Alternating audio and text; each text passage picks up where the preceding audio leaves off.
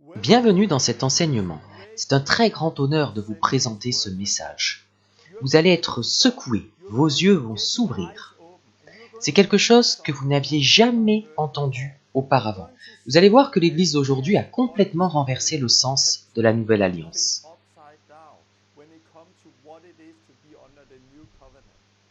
Nous ne sommes pas dans l'Ancienne Alliance, mais dans la Nouvelle Alliance. Et pour cette raison, nous devons vivre une vie sainte. Car Jésus est beaucoup plus grand que les anges, beaucoup plus grand que Moïse. Donc si après avoir reçu la connaissance de la vérité, nous continuons à pécher volontairement, nous pouvons aller jusqu'à pécher contre le Saint-Esprit, comme Jésus l'a dit. Et dans ce cas, il n'y a plus de sacrifice pour nos péchés. Donc c'est un message très important. On va lire la lettre aux Hébreux et vos yeux vont s'ouvrir. On va voir que la foi, c'est la même chose que l'obéissance. L'incrédulité, c'est la même chose que la désobéissance. Je pense que ce message est le plus important que j'ai pu partager depuis longtemps. C'est quelque chose que le corps de Christ a besoin de voir et d'entendre. Parce que si on veut servir Dieu, il faut construire sur le bon fondement. Nous ne devrions pas sauter les versets de la Bible que nous n'aimons pas. Nous avons besoin de tout connaître. J'espère et je prie que Dieu vous parlera ainsi qu'à tout le corps de Christ à travers ce message. Que Dieu vous bénisse.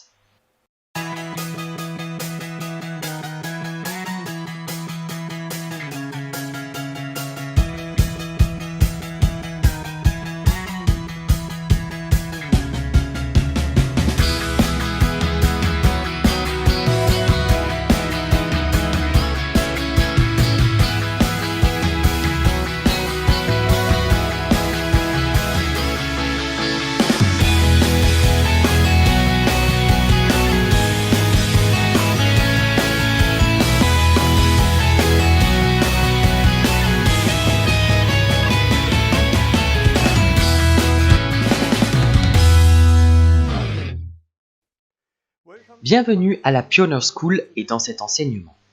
La dernière fois, j'ai commencé à poser une base sur laquelle je vais continuer. Une base qui concerne l'identité de Dieu.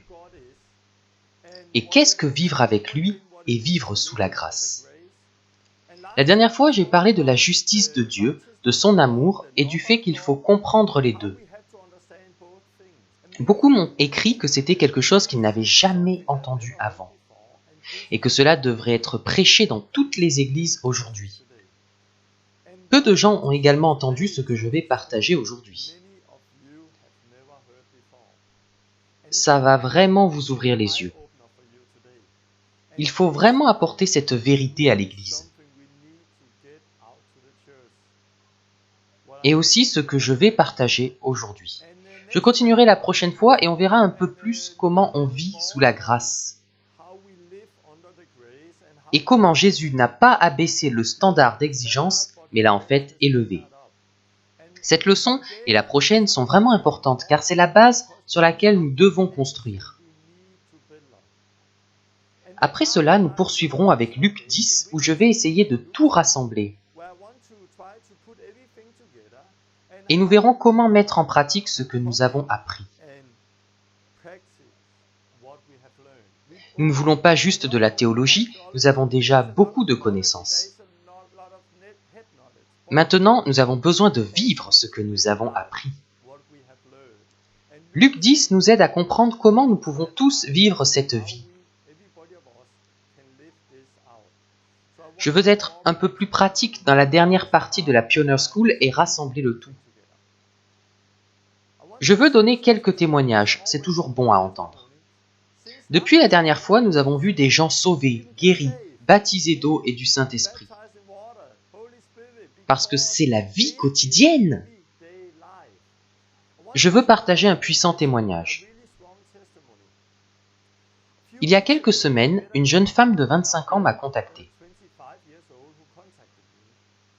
Je suis allé la voir avec des amis Elle était allongée sur un lit, chez sa mère. C'était une petite chambre dans laquelle il n'y avait qu'une petite lampe dans un coin. Elle était vraiment malade. Elle était dans ce lit depuis presque un mois non-stop. Elle ne s'était levée que quelques fois. Elle s'était cogné la tête dans un accident de voiture plusieurs années auparavant. Et elle souffrait d'étourdissement. Plus tard, elle s'est rendue chez le médecin pour être vaccinée. Il faut toujours bien réfléchir avant qu'un médecin mette quelque chose dans notre corps, car ils ne savent pas toujours ce qu'ils font. En fait, elle s'est retrouvée vraiment très malade à cause de ce vaccin. Elle était tellement malade qu'elle avait des marques sur le corps et ne pouvait presque pas aller se doucher.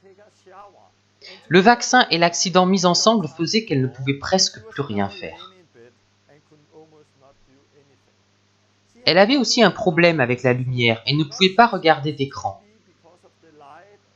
C'était vraiment dur pour elle.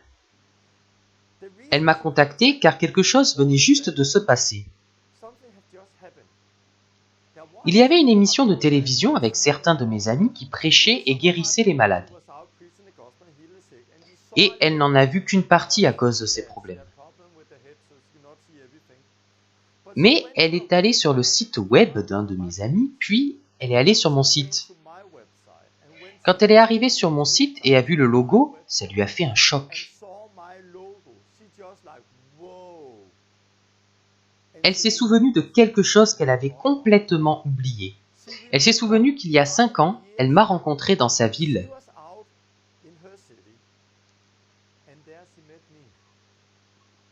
Ce jour-là, elle sortait d'un magasin. Je suis allé vers elle et je l'ai arrêtée.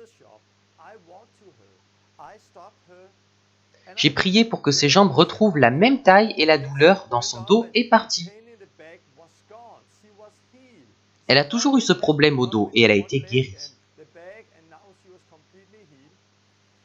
Elle a expérimenté le Saint-Esprit comme jamais auparavant et ça l'avait touchée. Je lui ai donné ma carte avec le logo du site. Puis elle est retournée au collège. Et là-bas, les gens ne comprenaient rien au sujet de Dieu. C'était tellement nouveau qu'elle a laissé cette expérience derrière elle. Elle n'était pas sauvée, mais elle avait rencontré Dieu. Elle était intéressée par Dieu, mais elle a laissé tomber. Puis son collège a brûlé dans un incendie, et la carte que je lui avais donnée aussi. Et elle a oublié notre rencontre. 5 ans plus tard, elle est très malade, allongée dans son lit.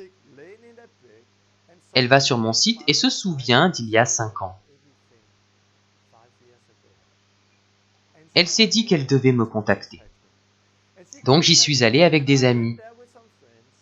Et ce jour-là, elle s'est repentie et a été sauvée. Elle a vraiment rencontré Dieu. J'ai dit à mon ami, pour qui tout ça était nouveau, maintenant, va la baptiser chez toi. Il ne l'avait jamais fait avant, mais il faut faire des disciples. Donc ils l'ont emmenée et je suis parti car ils n'ont pas besoin de moi. Si je reste avec eux, c'est moi qui fais tout et ils ne deviennent pas des disciples. Donc je suis parti et ils l'ont baptisée. C'était la première fois pour eux. Après le baptême, quelque chose s'est passé, mais elle avait encore un problème. Elle se sentait comme un zombie. Elle n'arrivait pas à sentir l'amour et la joie à cause de la maladie. Celle qui l'a baptisée a apporté 2 sacs pour ses vêtements mouillés et lui a demandé quel sac elle préférait. Elle a choisi un sac, mis ses vêtements dedans et est rentrée chez elle. Quand elle est arrivée chez elle et qu'elle a sorti les vêtements du sac, il y avait un papier dedans. Elle a regardé ce papier et elle était étonnée. C'était un chant chrétien. En lisant le texte, elle s'est souvenue de ce chant. Elle l'avait entendu 5 ans auparavant, lorsqu'elle m'avait rencontré. Tout est devenu clair pour elle quand elle a lu ça. Et elle a commencé à pleurer et a été libérée. Les gens qui lui ont donné ce sac ne savaient pas qu'il y avait ce chant à l'intérieur. C'était un accident. Leur fille avait utilisé ce chant à l'école. Elle l'avait oublié et le papier était resté dans le sac. Ils allaient le jeter. Mais la jeune fille a eu ce sac et elle est rentrée chez elle avec. Et alors elle a eu ce chant. Le Saint-Esprit l'a touchée et délivrée. 2 semaines plus tard, il y a quelques jours, j'étais en réunion de maison. Et cette jeune femme était là aussi. Elle était souriante, elle était dans la cuisine et elle préparait le dîner pour nous. Elle n'était plus dans un lit, dans une salle sombre. Elle était dans une cuisine, dans une autre maison et elle nous préparait le dîner. Elle a dit, il y a 2 semaines, je suis née de nouveau. J'ai été sauvée, délivrée. J'ai reçu une nouvelle vie et je vais continuer en Christ pour toujours. Elle était tellement radicale et tellement libre. Elle a témoigné de comment elle a été délivrée de ce que les autres pensaient d'elle. Elle était tellement audacieuse à présent et libre comme jamais. Le jour même, elle avait prié pour sa mère qui a été guérie au niveau des mains. Et sa vie a changé. C'est ce que je veux faire dans la dernière partie de la Pioneer School. Vous aider à entrer dans cette vie où Dieu œuvre en guérissant, en délivrant, en baptisant du Saint-Esprit. Et l'Église grandit. Et c'est pour tout le monde. La dernière fois, quand j'ai parlé de la justice et de l'amour de Dieu, il m'est venu une pensée. Et je vais la lire. C'est à cause de la bonté de Dieu que nous entendons parler de sa justice, pour que nous puissions voir sa sainteté et connaître son amour. Je répète, c'est à cause de la bonté de Dieu que nous entendons parler de sa justice. Pourquoi ? Car alors on peut voir sa sainteté et expérimenter son amour de Père. C'est très important de voir les choses de cette manière, car comme je l'ai dit la dernière fois, on ne peut aimer Dieu comme il faut si on ne le connaît pas, et le connaître, c'est le craindre. Aujourd'hui, je vais prêcher une chose qui est vraiment très radicale. Et ce que dit la parole de Dieu va choquer beaucoup d'entre vous. Mais souvenez-vous que c'est à cause de la bonté de Dieu que vous entendez ce message. Et voyez sa sainteté, car alors vous pouvez connaître son amour, sa grâce. Avant de continuer, je vais poser un peu les bases pour ce message et pour la prochaine fois. La prochaine fois, je parlerai un peu plus de la grâce et de ce que c'est que marcher dans la Nouvelle Alliance.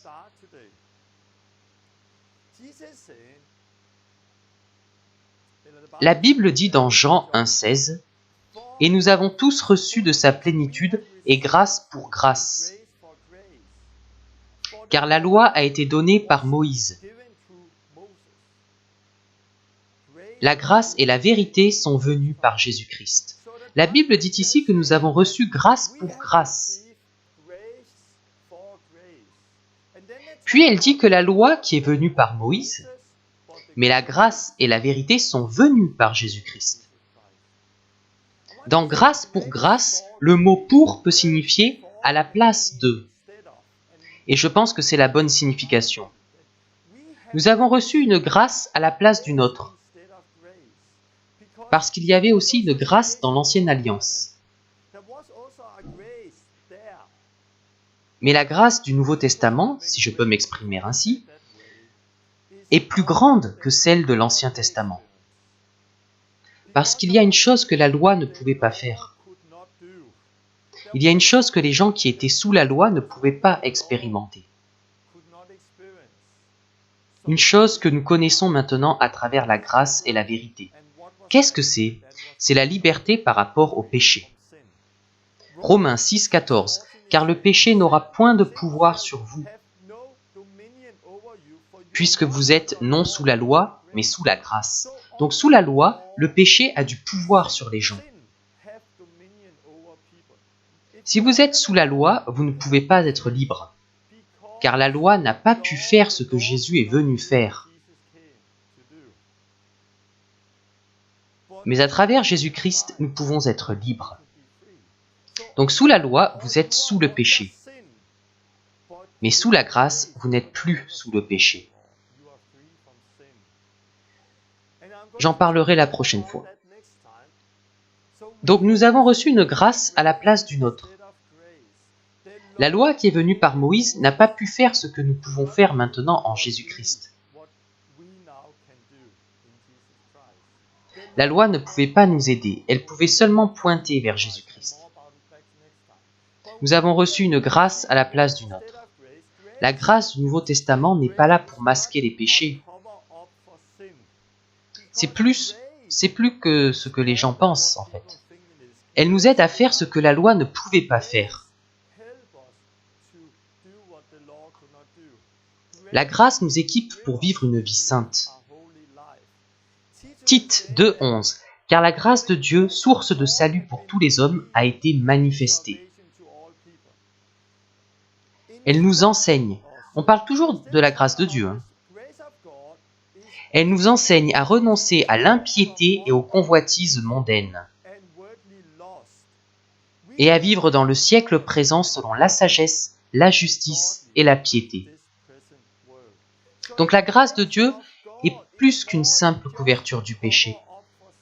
Elle nous enseigne à vivre une vie sainte.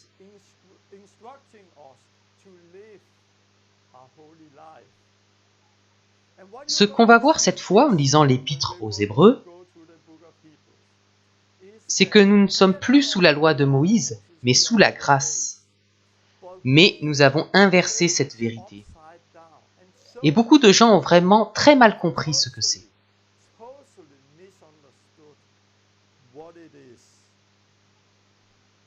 Que de vivre sous la grâce. Et vous allez être choqués en parcourant avec moi l'épître aux Hébreux. L'épître aux Hébreux. Ça va vraiment vous ouvrir les yeux parce que notre plus grand problème dans l'Église, c'est que nous bâtissons notre christianisme sur les sermons qu'on entend dans les églises.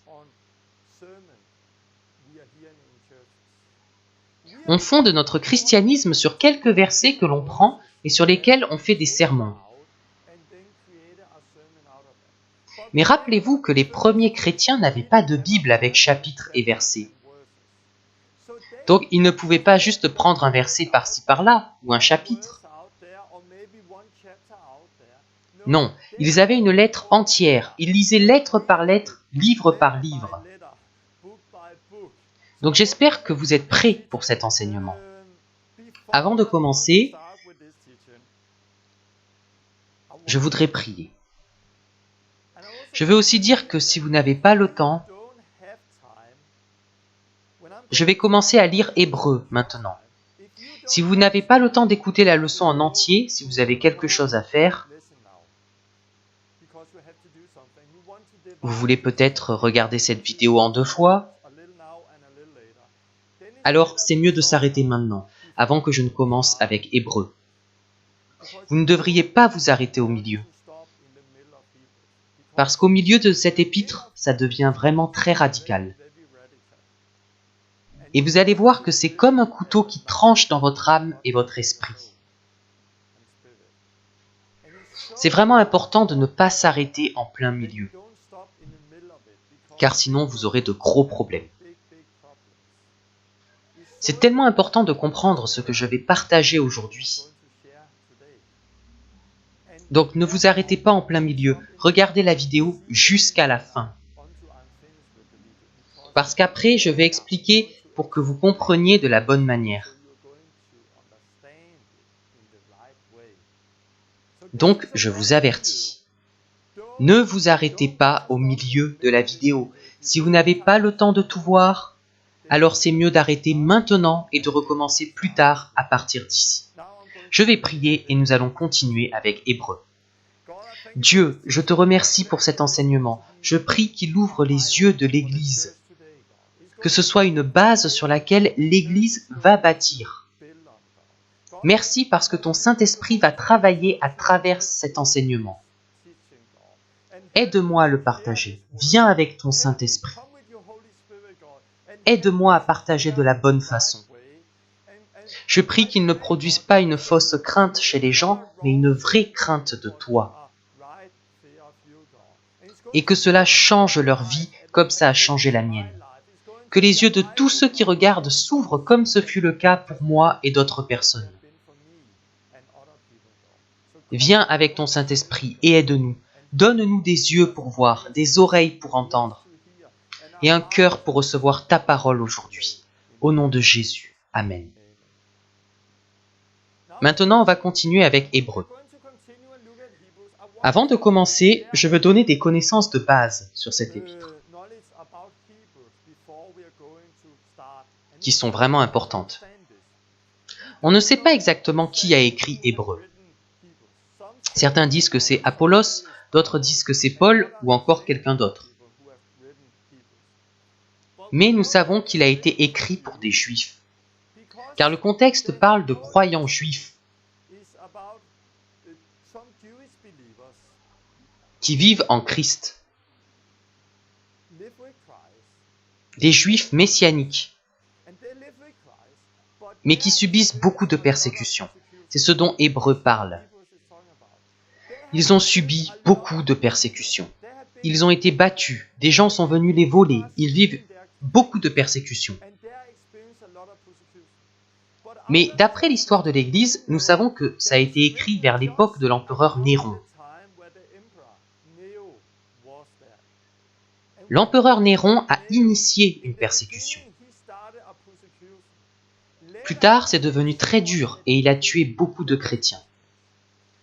Mais ici, c'est juste avant que la persécution ne devienne si dure et qu'il y ait des massacres, car dans Hébreux, il est écrit « Vous n'avez pas encore résisté jusqu'au sang ».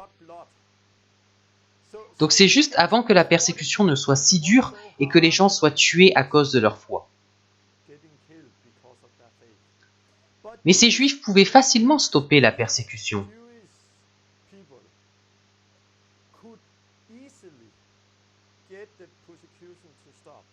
Ils avaient juste une chose à faire, revenir à la synagogue.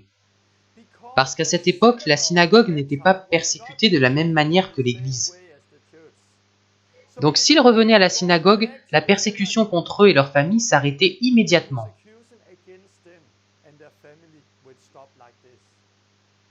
C'était pour eux une tentation, et certains sont revenus à la synagogue. Mais pour revenir à la synagogue, ils devaient faire une chose. Ils devaient renier Jésus publiquement. Ils devaient revenir à la synagogue et dire « Je renie Jésus-Christ en tant que sauveur ».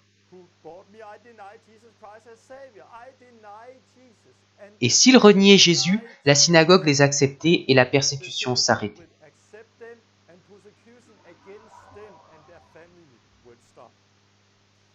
Donc cette lettre a été écrite à ces gens pour qu'ils persévèrent dans la foi. Ne revenez pas en arrière, continuez dans la foi. Et l'épître parle sans cesse de Jésus. Elle dit qu'il est plus grand que les anges, qu'il est plus grand que Moïse. Nous avons une nouvelle alliance. Nous avons un nouveau grand prêtre pour toujours, et il est plus grand que l'ancien grand prêtre. Nous avons une nouvelle alliance qui est bien meilleure que l'ancienne. Si vous parcourez l'épître aux Hébreux avec moi, vous allez comprendre pourquoi il dit cela à ces gens-là. Il dit ces choses parce qu'ils devaient continuer dans la foi en Christ. Nous avons quelque chose de meilleur que l'ancienne alliance. Nous avons une nouvelle alliance plus forte, donc ne revenez pas en arrière. Pour ma part, je sers Dieu depuis de nombreuses années. Et je connais beaucoup de gens qui ne vivent plus avec Dieu aujourd'hui. Ils sont devenus orgueilleux ils ont laissé le péché et l'amertume entrer dans leur vie. Et à cause de cela, ils ont chuté et ils ne vivent plus avec Dieu aujourd'hui. Je connais beaucoup de gens dans les églises qui deviennent tièdes et beaucoup s'éloignent de Dieu. Pourquoi ? À cause de leur enseignement. Bien sûr, nous vivons dans les temps de la fin, donc ça fait partie des temps que nous vivons. Mais s'ils avaient compris cet enseignement que je vais partager, ils ne se seraient pas éloignés. Cet enseignement a changé notre vie et nous a sauvés. Car nous avons traversé une période difficile, une période de désert.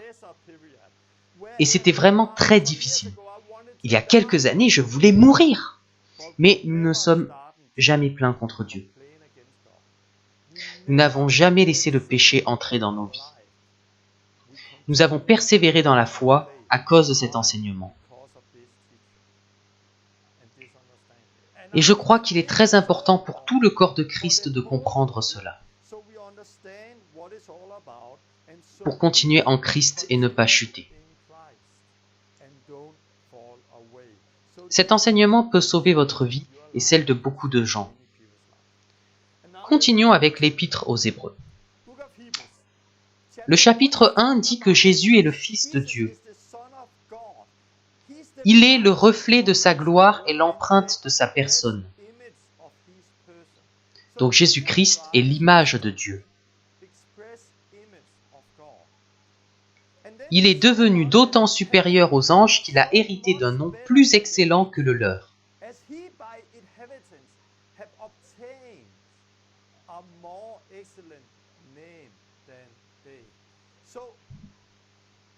Le premier chapitre parle de Jésus en tant que Fils de Dieu. Il est d'autant supérieur aux anges. Dieu a dit à Jésus ce qu'il n'a jamais dit à un ange. Jésus n'est pas comme les anges. Il est meilleur et plus grand que les anges. Nous avons le salut en Jésus-Christ et c'est ce dont parlent les chapitres suivants. Donc il dit que puisque Jésus est plus grand que les anges, c'est pourquoi nous devons d'autant plus nous attacher aux choses que nous avons entendues, de peur que nous ne soyons emportés loin d'elles. Hébreux 2:1. Autrement dit, puisque nous sommes devant quelqu'un de plus grand que les anges, Jésus-Christ, nous devons d'autant plus nous attacher au message que nous avons entendu, pour ne pas nous perdre. Car si la parole annoncée par des anges a eu son effet, et si toute transgression et toute désobéissance a reçu une juste rétribution, comment échapperons-nous en négligeant un si grand salut ?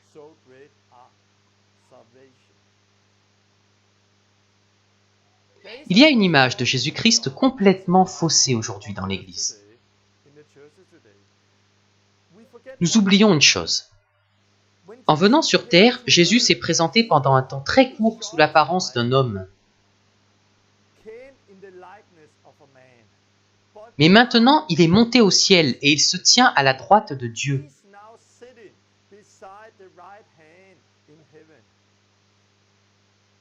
C'est la situation actuelle de Jésus.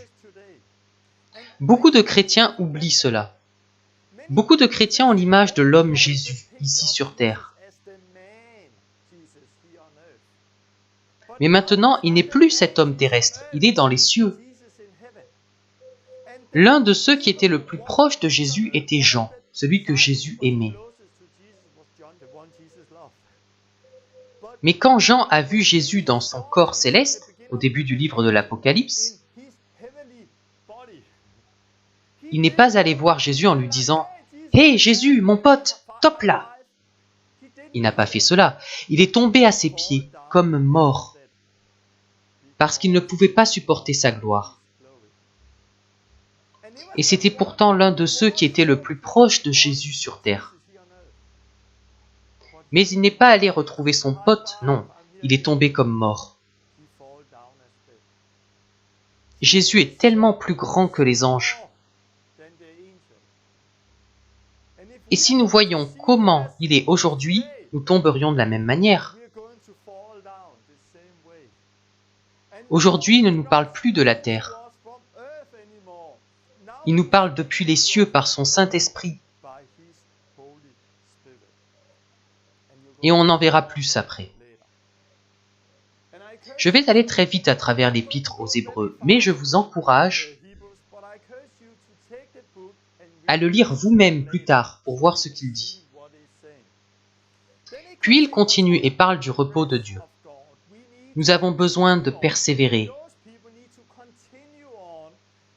Hébreux 3, 8. C'est pourquoi, selon ce que dit le Saint-Esprit, aujourd'hui, si vous entendez sa voix, n'endurcissez pas vos cœurs comme lors de la révolte, le jour de la tentation dans le désert. Aussi, je fus irrité contre cette génération, et je dis, ils n'entreront pas dans mon repos. Qu'est-ce qu'il dit? Nous ne devons pas endurcir nos cœurs comme ils l'ont fait au jour de la rébellion, au jour de la tentation dans le désert. De qui parle-t-il? De Moïse et des Israélites. Ils sont sortis d'Égypte, ils ont été baptisés en Moïse dans la mer Rouge. Et ils ont marché avec Dieu dans le désert.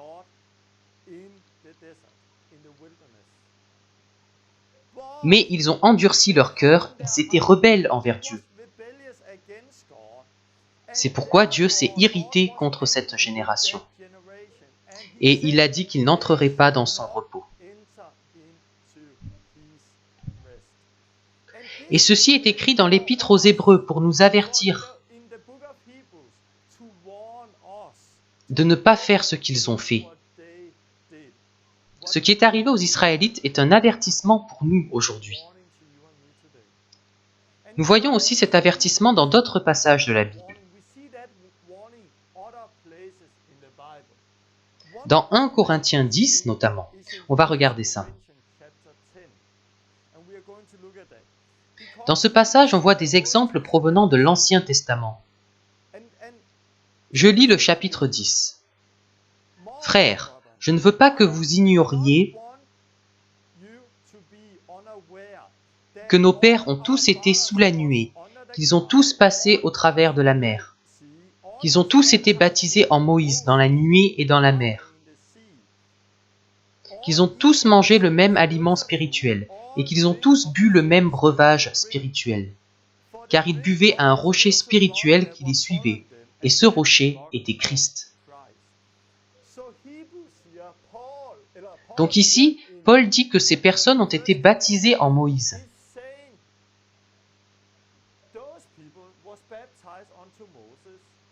Ils ont mangé de la nourriture spirituelle et bu de la boisson spirituelle, au rocher spirituel qui les suivait et qui était Christ. Donc ces gens qui sont sortis d'Égypte ont eu tout ce qu'elles pouvaient avoir en ce temps-là.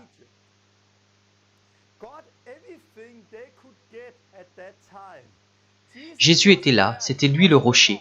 Ils ont été baptisés en Moïse. Ils ont eu tout ce qu'ils pouvaient recevoir. Continuons. Mais la plupart d'entre eux ne furent point agréables à Dieu. Ils ont tout reçu, ils sont sortis d'Égypte. Mais on lit quand même que la plupart d'entre eux ne furent point agréables à Dieu, puisqu'ils périrent dans le désert. Or, ces choses sont arrivées pour nous servir d'exemple,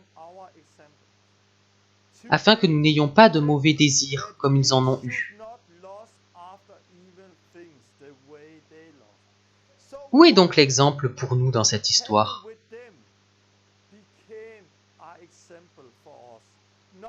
Non pas ce que nous devrions faire, mais ce que nous ne devrions pas faire. Nous qui vivons aujourd'hui sous la grâce. Nous qui avons été séparés du monde, et ça continue. Au verset 7, « Ne devenez point idolâtres, comme quelques-uns d'eux. Ne nous livrons point à l'impudicité, comme quelques-uns d'eux s'y livrèrent, de sorte qu'il en tomba 23 000 en un seul jour. Ne tentons point le Seigneur, comme le tentèrent quelques-uns d'eux, qui périrent par les serpents. » J'en ai parlé la dernière fois, Jean 3, 14 à 15.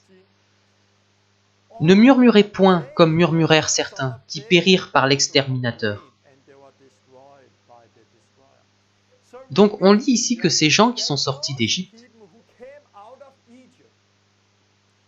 sont devenus idolâtres, ont commis des péchés sexuels, ont tenté Christ et se sont plaints.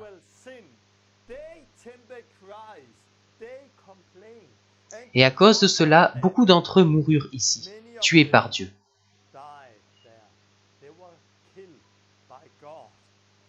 Et c'est écrit pour nous aujourd'hui qui vivons sous la grâce, dans la nouvelle alliance. En tant qu'exemple pour nous, et c'est très clair ici. Ces choses leur sont arrivées pour servir d'exemple. Et elles ont été écrites pour notre instruction, à nous qui sommes parvenus à la fin des siècles. Donc ceci a été écrit pour nous. Et il dit que nous devons donc d'autant plus nous attacher à ce message. Car si ce que les anges ont dit à cette époque a provoqué une juste sanction, comment pourrions-nous échapper aujourd'hui si nous négligeons un sauveur tel que Jésus-Christ?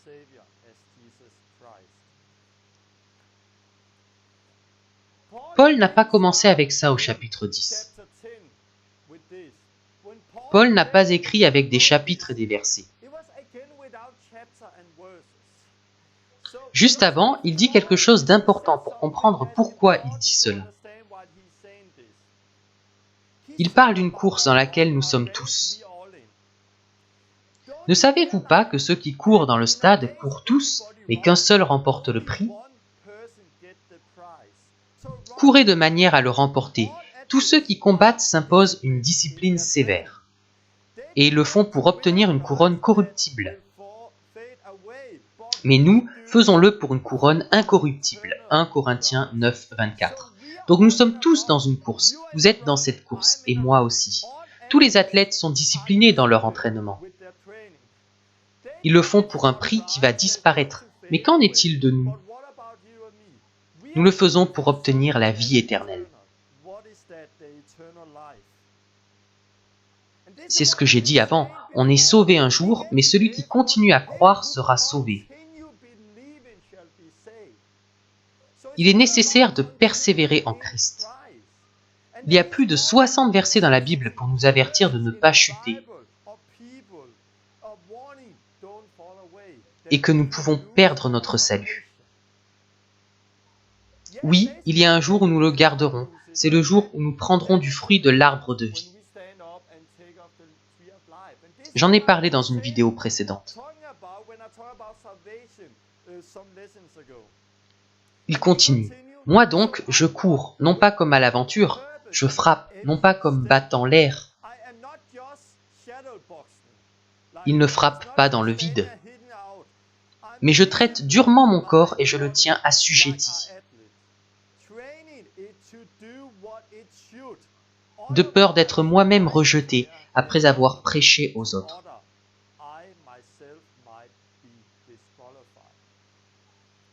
Après avoir prêché aux autres, Paul avait peur d'être disqualifié.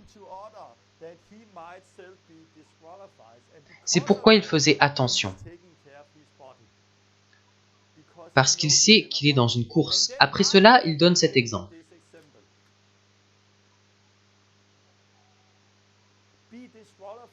Si vous êtes dans une compétition sportive et que vous êtes disqualifié, alors vous êtes hors jeu. Être disqualifié, c'est être exclu de la course sans pouvoir y retourner. Puis il continue avec ceci. Encore un avertissement pour nous de ne pas tomber.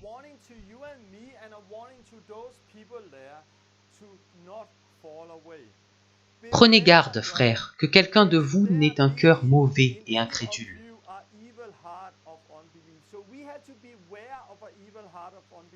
au point de se détourner du Dieu vivant. Hébreux 3.12. Donc il est possible de s'éloigner du Dieu vivant.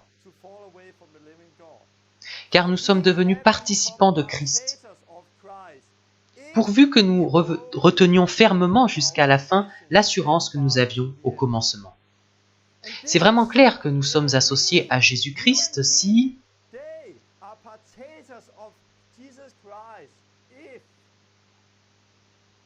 il y a un si. Si nous conservons fermement jusqu'au bout la foi que nous avons. Et il continue sur le même sujet en disant quelque chose de très intéressant.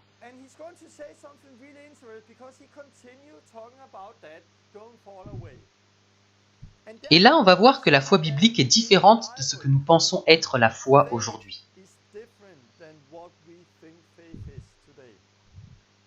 Aujourd'hui, nous avons nos lunettes religieuses. Nous pensons que nous pouvons croire une chose et en faire une autre. Mais ça ne marche pas comme ça. Quand la Bible parle de foi, ça ne correspond pas à ce que nous pensons.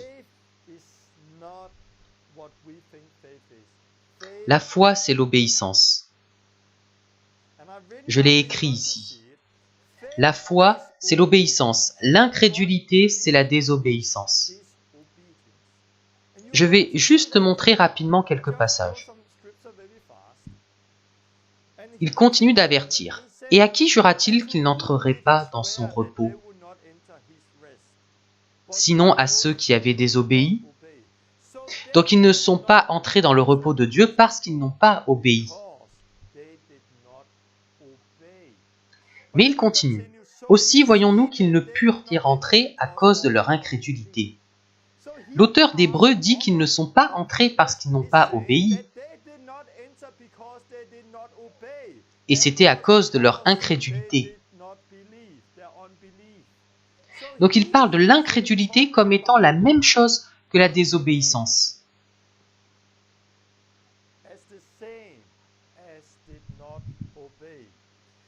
Au chapitre 4, il parle de Jésus, notre grand prêtre. On reviendra là-dessus. La parole qu'ils avaient écoutée ne leur servit de rien, car ceux qui l'entendirent ne la reçurent pas avec foi. Ceux à qui d'abord la promesse a été faite n'y sont pas entrés à cause de leur désobéissance. Une fois de plus, il parle de la foi et de la désobéissance. Une dernière chose. Efforçons-nous donc d'entrer dans ce repos, afin que personne ne tombe en donnant le même exemple de désobéissance. J'espère que vous comprenez, c'est tellement clair. Ici, il avertit de ne pas s'éloigner du Dieu vivant. Et s'il n'y avait aucun moyen de s'éloigner de Dieu, il n'y aurait aucune raison de dire cela. Comment pouvons-nous nous séparer du Dieu vivant? En ayant un cœur incrédule. Et puis il dit qu'ils ne sont pas entrés parce qu'ils n'ont pas obéi, à cause de leur incrédulité, car ils n'ont pas reçu la parole avec foi, à cause de leur désobéissance. On voit ici que l'auteur parle de l'obéissance, la foi, la désobéissance, l'incrédulité, etc. C'est pareil à travers toute la Bible. Un autre passage où c'est très clair. Évangile de Jean, chapitre 3. Pas le verset 16, mais le verset 36. Essayez d'écouter l'évangile de Jean, chapitre 3, verset 36. Celui qui croit au Fils a la vie éternelle. Croyons-nous cela? Oui. Celui qui croit au Fils a la vie éternelle. Celui qui ne croit pas au Fils ne verra point la vie. Mais la colère de Dieu demeure sur lui. Croyons-nous cela? Oui. Mais ce n'est pas ce que la Bible dit. Je n'ai pas lu ce qui est écrit. Voici ce que dit cette traduction. Celui qui croit au Fils a la vie éternelle. Celui qui n'obéit pas au Fils ne verra pas la vie. Mais la colère de Dieu demeure sur lui.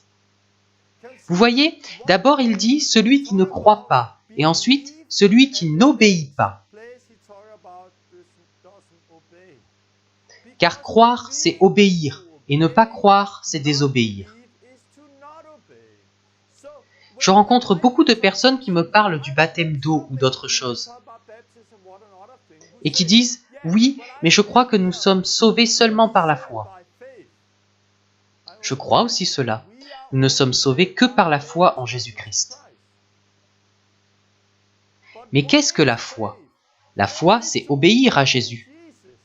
Jésus a dit « Repentez-vous, soyez baptisés, recevez le Saint-Esprit ».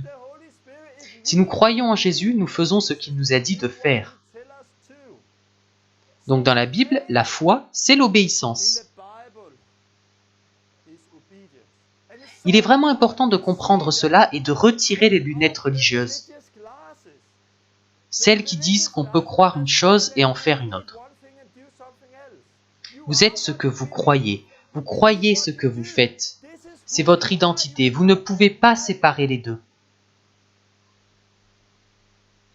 Regardez aussi ce que Jacques dit à ce sujet.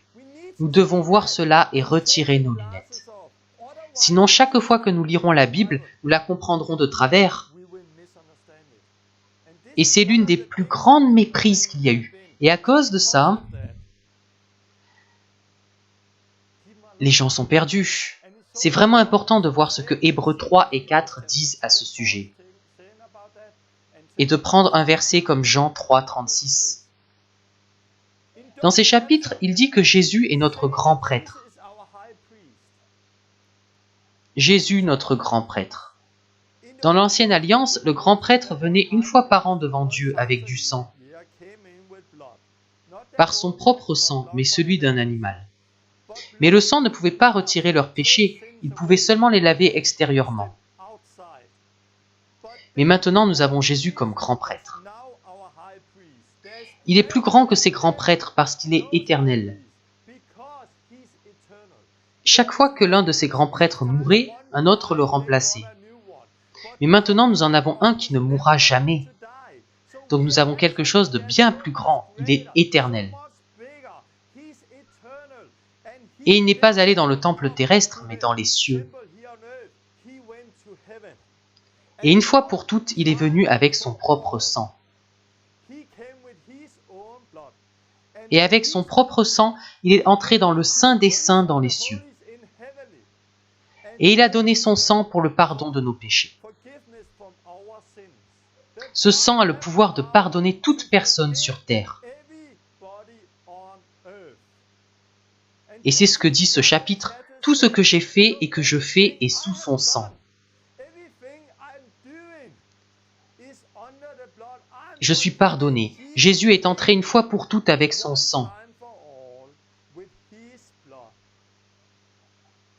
Et il a effacé notre péché. Vous devez le lire par vous-même car c'est vraiment puissant. Et ça montre que Jésus est assis à la droite de Dieu. Il est notre grand prêtre et il est bien plus grand que les anges, que Moïse,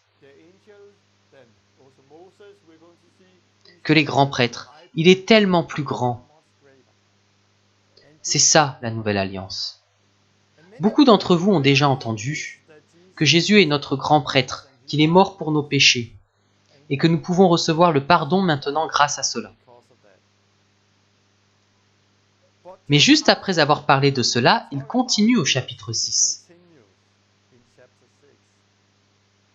Et maintenant, vous allez voir quelque chose de radical. Juste après ça, il dit « Car il est impossible que ceux qui ont été une fois éclairés, qui ont goûté le don céleste, qui ont eu part au Saint-Esprit, qui ont goûté la bonne parole de Dieu et les puissances du siècle à venir, et qui sont tombés, soient encore renouvelés et amenés à la repentance. Puisqu'ils crucifient pour leur part le Fils de Dieu et l'exposent à l'ignominie. » Donc juste après avoir parlé de Jésus, le grand prêtre de la Nouvelle Alliance, il dit qu'il est très important de comprendre qu'il est impossible pour ceux qui ont été éclairés et qui sont tombés de revenir à la repentance. Pourquoi? Parce qu'il crucifie Jésus encore une fois. Et il continue de parler de Jésus comme grand prêtre de la Nouvelle Alliance et de la prêtrise de l'Ancienne Alliance. Jésus s'est sacrifié une fois pour toutes. Il a commencé avec ça, ensuite il a dit ceci et il continue ici. Il parle de ce que j'ai dit tout à l'heure. Jésus est notre grand prêtre dans la nouvelle alliance. Nous ne sommes plus dans la prêtrise de l'ancienne alliance. Jésus s'est sacrifié lui-même une fois pour toutes. Plus aucun sacrifice parce que Jésus est tellement plus grand. Hébreux 10, 19 à 25. Ainsi donc, frères, puisque nous avons, au moyen du sang de Jésus, une libre entrée dans le sanctuaire par la route nouvelle et vivante, n'abandonnons pas notre assemblée, comme c'est la coutume de quelques-uns. Mais exhortons-nous réciproquement, et cela d'autant plus que vous voyez s'approcher le jour. Voici donc un aperçu de l'épître aux Hébreux. Jésus est le Fils de Dieu, il est meilleur que les anges, le salut est en Jésus-Christ. Les Israélites n'étaient pas tous entrés dans le repos à cause de leur incrédulité, de leur désobéissance. Et c'est un avertissement pour nous aujourd'hui. Jésus est notre grand prêtre. Et c'est impossible pour ceux qui ont déjà été éclairés de revenir à la repentance. Parce qu'il crucifie Jésus à nouveau. Il parle de la persévérance en Christ, de Jésus, grand prêtre de la nouvelle alliance. La prêtrise de l'ancienne alliance, et Jésus qui est mort une fois pour toutes. Et il continue avec le fait que nous avons de l'assurance pour nous présenter devant Dieu. Et maintenant, ça devient très radical. Je vais prendre certains passages, je ne vais pas tout expliquer dès le début. Je veux juste parcourir ce que le reste de l'épître aux Hébreux dit. Vous allez entendre quelque chose que vous n'avez jamais entendu auparavant. Je pense que beaucoup d'entre nous ont déjà entendu que Jésus est mort une fois pour toutes, pour le pardon de nos péchés, et nous aimons entendre cela. Mais juste après avoir dit ça, il continue avec ceci. Hébreux 10, 26. Car si nous péchons volontairement après avoir reçu la connaissance de la vérité, il ne reste plus de sacrifice pour les péchés. Jésus est mort une fois pour toutes. Il a été le seul sacrifice que nous avons pour le péché. Car si nous péchons volontairement après avoir reçu la connaissance de la vérité, il ne reste plus de sacrifice pour les péchés. Mais une attente terrible du jugement et l'ardeur d'un feu qui dévorera les rebelles.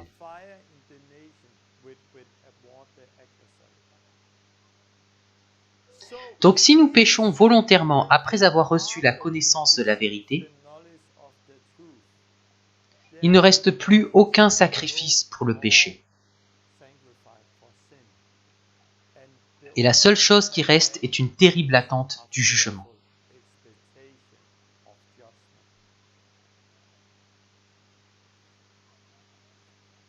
C'est radical. Il continue. Celui qui a violé la loi de Moïse meurt sans miséricorde sur la déposition de 2 ou de 3 témoins.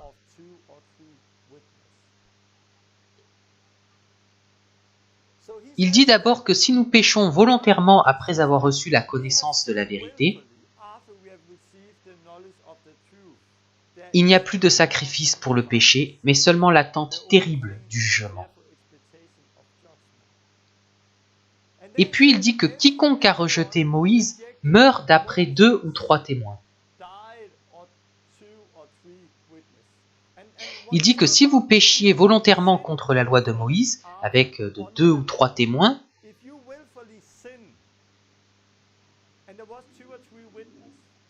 vous deviez être mis à mort sans aucune pitié.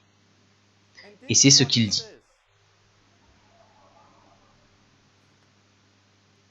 Maintenant, on se rend compte qu'on a tout inversé. Parce qu'on a toujours pensé, ouf, heureusement que nous ne sommes plus sous la loi. Heureusement que je suis sous la grâce. Nous ne sommes plus sous la loi de Moïse, par laquelle nous mourrions sans pitié s'il y avait 2 ou 3 témoins et un péché volontaire. Nous ne sommes plus sous cette loi. Et nous en sommes à remercier Dieu de ne plus être sous la loi. Mais regardez ce qu'il dit. De quel pire châtiment pensez-vous que sera jugé digne celui qui aura foulé aux pieds le Fils de Dieu,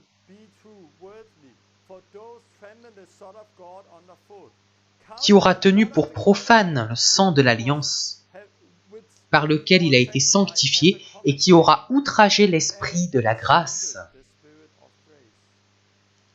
Nous ne sommes plus sous la loi, donc nous ne rejetons pas la loi de Moïse. Si nous péchons volontairement après avoir reçu la connaissance de la vérité.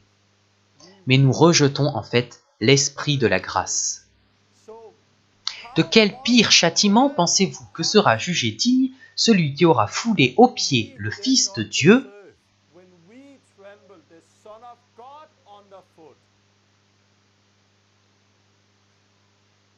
et qui aura outragé l'esprit de la grâce? Pourquoi? Parce que Jésus est tellement plus grand que Moïse. Jésus est tellement plus grand que les anges. Et parce qu'il est tellement plus grand, on lit ceci.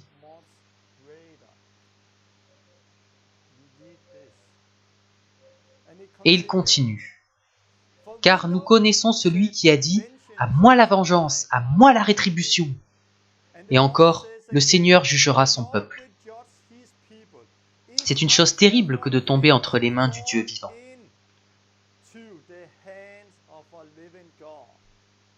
La Bible ne dit pas qu'il est terrible de sortir des mains du Dieu vivant, mais qu'il est terrible de tomber entre les mains du Dieu vivant. Ce que j'ai lu là, c'est ce que dit la parole dans le Nouveau Testament, sous la Nouvelle Alliance. L'Épître aux Hébreux est le livre le plus clair en ce qui concerne la Nouvelle Alliance.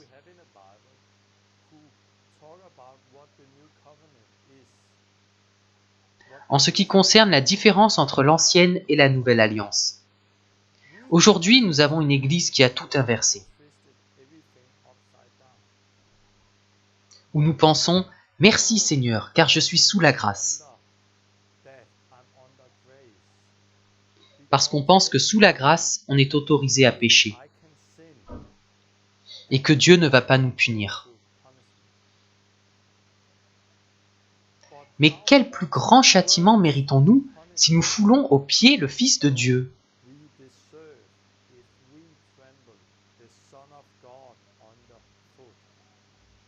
Je vais expliquer ça plus tard.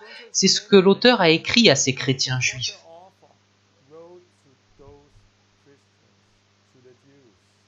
Et c'est radical. Il continue, Hébreux 10, 35. N'abandonnez donc pas votre assurance. On peut donc l'abandonner. Il parle de l'assurance d'entrer dans le lieu saint, à laquelle est attachée une grande récompense. Vous avez besoin de persévérance afin qu'après avoir accompli la volonté de Dieu, vous obteniez ce qui vous est promis. Il s'agit de la promesse de la vie éternelle. Il est vraiment radical, mais en même temps il dit « Nous ne sommes pas de ceux qui se retirent pour se perdre, mais de ceux qui ont la foi pour sauver leur âme. » Il a un discours très radical, mais il ajoute un « mais ». Mais nous ne faisons pas partie de ceux qui reviennent en arrière.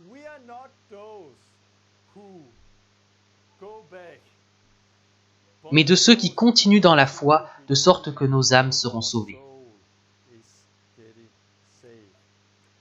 Et il continue en Hébreux 11, par la foi.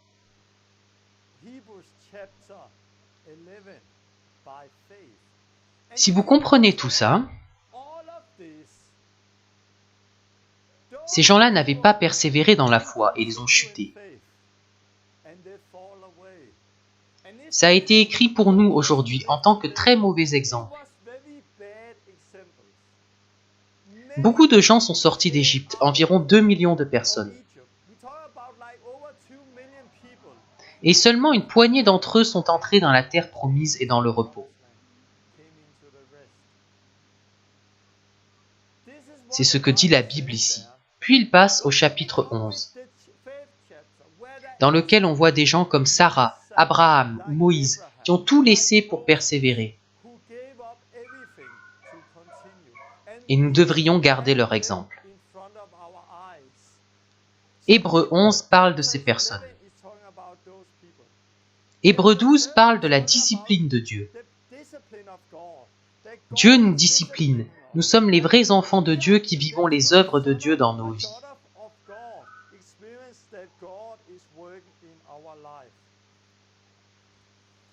Et il continue de façon très radicale au chapitre 12.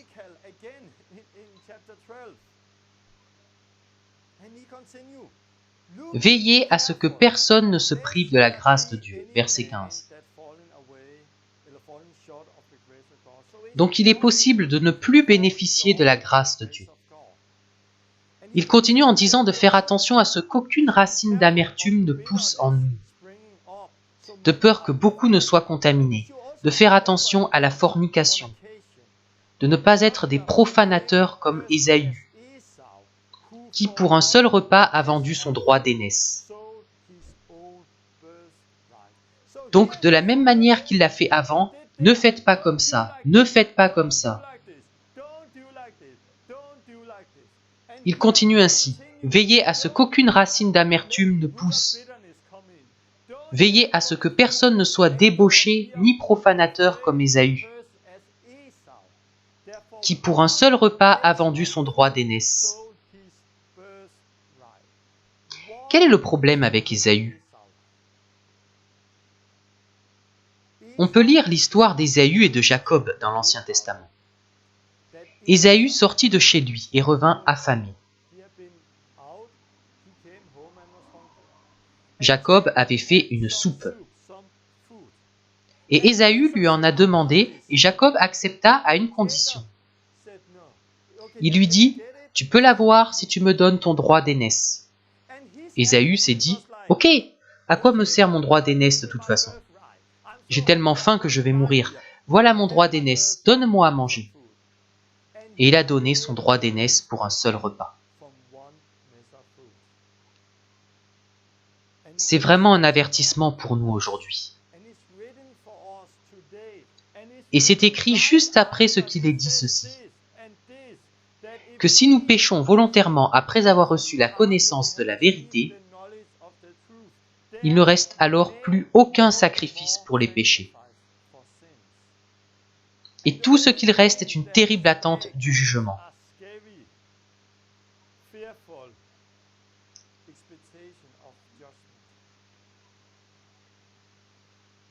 Après avoir parlé d'Ésaü, il continue. Vous savez que plus tard, quand il voulut hériter de la bénédiction, il fut rejeté.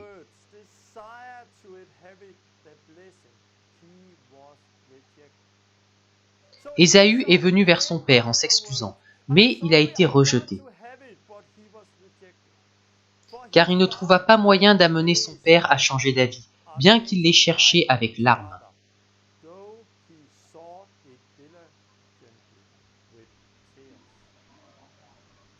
Ésaü a demandé avec des larmes, mais ce droit d'aînesse ne lui a pas été rendu. C'était trop tard, il a été disqualifié. Je sais que c'est radical, mais restez avec moi. Je sais que certains vont se dire « Moi aussi je suis perdu, j'ai péché volontairement ». Restez avec moi et laissez le Saint-Esprit travailler en vous. Laissez la parole trancher et agir en vous. Je vais expliquer cela plus tard.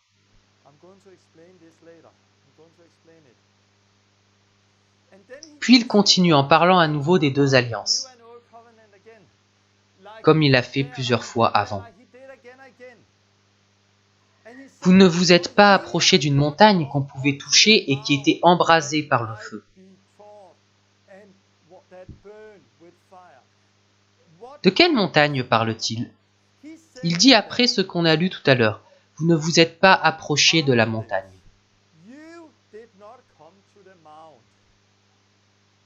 La montagne qui brûlait ardemment, celle sur laquelle Dieu est descendu et a donné à Moïse les 10 commandements. on lit qu'ils étaient terrifiés, car même les animaux qui touchaient la montagne devaient mourir. On lit cela dans Exode. Ils étaient terrifiés quand Dieu est descendu, parce que la gloire du Dieu saint descendait. Le Nouveau Testament a été écrit pour nous qui ne sommes pas allés à cette montagne.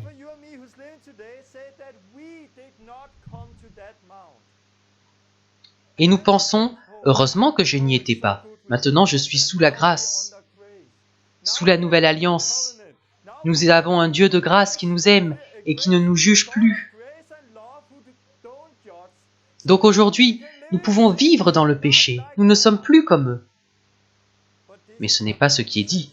Il est écrit, « Vous n'êtes pas allés à cette montagne en feu. » Où sommes-nous allés? Mais vous vous êtes approchés de la montagne de Sion, de la cité du Dieu vivant, la Jérusalem céleste, de Jésus qui est le médiateur de la nouvelle alliance.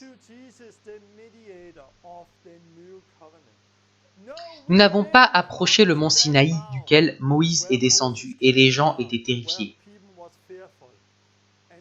Et même les animaux qui touchaient la montagne devaient mourir. Nous avons approché quelque chose de vraiment plus grand.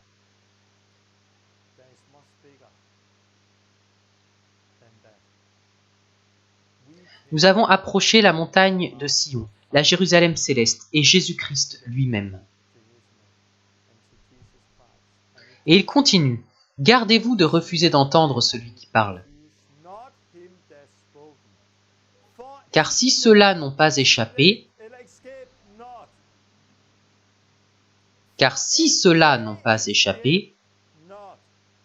qui refusèrent d'entendre celui qui publiait les oracles sur la terre,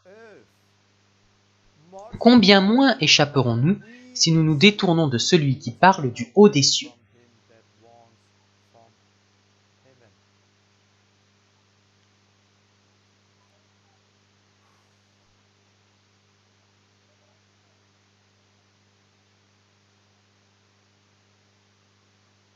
Et il continue. C'est pourquoi, recevant un royaume inébranlable, montrons notre reconnaissance, en rendant à Dieu un culte qui lui soit agréable, avec piété et avec crainte. Car notre Dieu est aussi un feu dévorant. J'en ai parlé la dernière fois.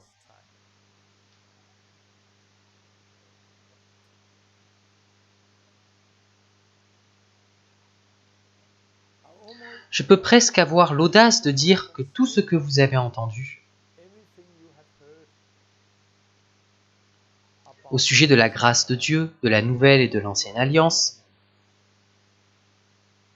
était un mensonge. Chacun d'entre nous a une compréhension de la grâce de la nouvelle alliance.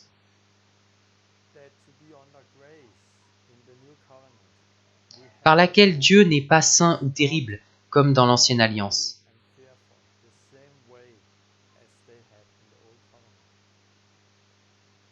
Nous avons un Jésus aimant. Nous sommes sous la grâce, donc nous pouvons vivre un peu comme nous le désirons. Mais ce n'est pas ce que dit la Bible, elle dit le contraire.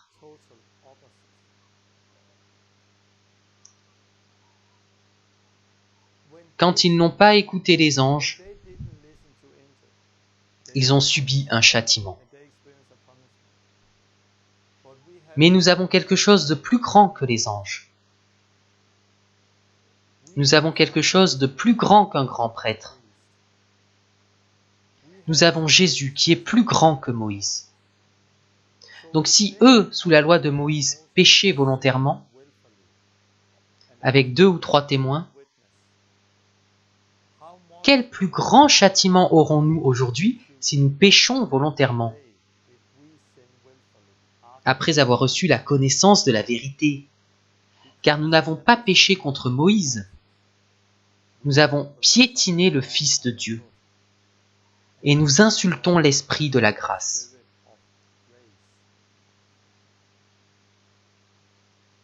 Ésaü a vendu son droit d'aînesse.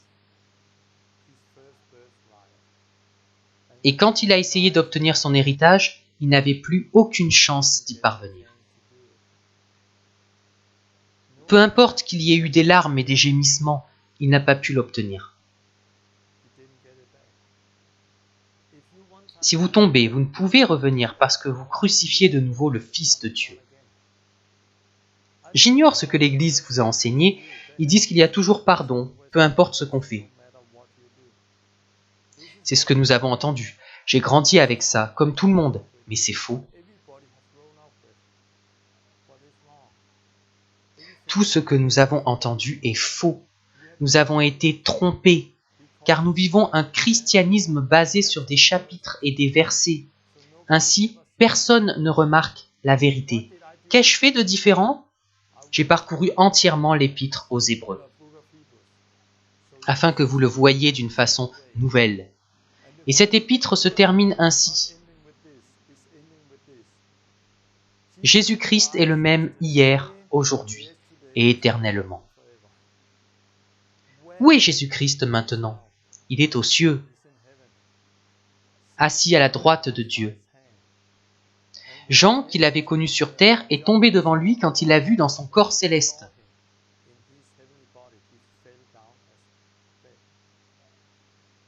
Jésus est tellement plus grand maintenant, plus grand que Moïse et les anges. Jésus est le même hier, aujourd'hui et éternellement. C'est seulement pour un temps très court qu'il est venu sur terre comme un homme. Maintenant, il est remonté et il est dans les cieux. Souvenez-vous-en chaque fois que vous lisez ce passage. Que la grâce soit avec vous tous. Que la grâce soit avec nous tous. La grâce n'est pas une couverture. La grâce n'est pas une couverture pour le péché. Elle n'est pas une autorisation de pécher. Je ne veux pas vous laisser là, à penser que vous êtes perdu. Quelqu'un qui entend cela pour la première fois pensera qu'il est perdu. En effet, où peut-on trouver une personne qui n'a pas péché volontairement après s'être convertie ?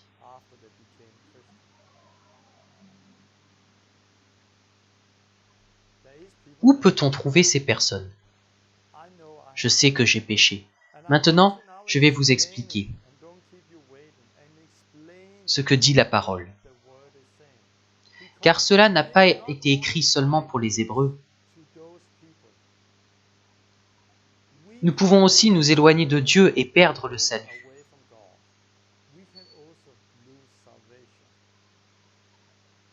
Nous devons considérer cette épître pour comprendre qui est Jésus-Christ, qu'il est le même hier, aujourd'hui et éternellement, et pour comprendre ce qu'est exactement la Nouvelle Alliance. Quand Dieu m'a révélé ceci en 2001, je jeûnais 40 jours et j'ai commencé à comprendre cela. J'ai eu la crainte de Dieu comme jamais auparavant. Et comme beaucoup d'entre vous, j'ai cru que j'étais perdu. Je suis condamné, car je me souviens d'avoir péché une fois avec ma petite amie. Dieu, tu es là ? Non, tu n'es pas là. J'ai mis Dieu de côté et j'ai couché avec elle. Je suis condamné, mais je me souviens d'avoir été pardonné à ce moment-là. Alors je me disais que peut-être je vivais dans un mensonge. Et alors ce que dit l'Église ou les autres n'a plus d'importance. Même s'il nous pardonne, car ce n'est pas l'Église qui a le pouvoir de pardonner, mais Jésus. Pendant quelques jours, ces paroles tranchaient mon être en séparant l'esprit et l'âme.